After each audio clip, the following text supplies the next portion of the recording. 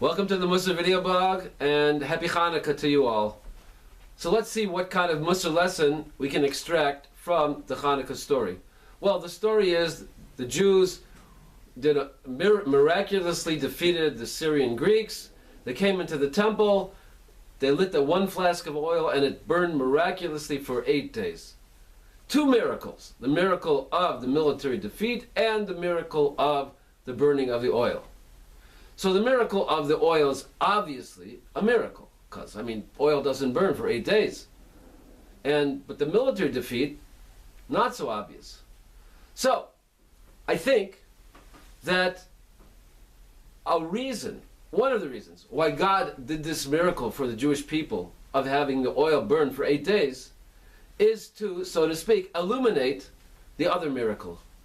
Meaning, after the battle, if it was just a battle and they succeeded in overcoming the Greeks and defeating them, expelling them from the temple and from areas around it, they could have easily said, well, the Maccabees are strong, mighty, powerful, they have tremendous prowess, strategic might, brilliance, etc.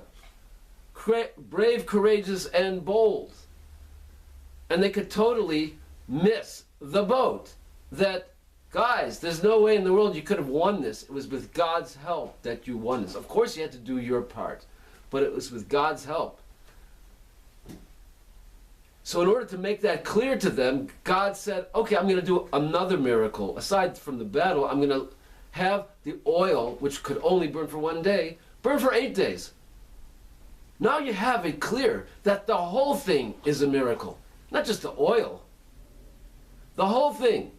The military victory, that too is a miracle.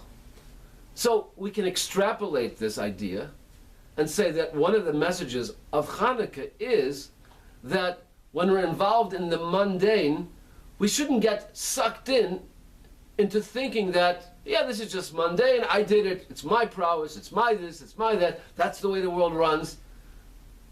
Don't forget the light. Bring the light into the mundane.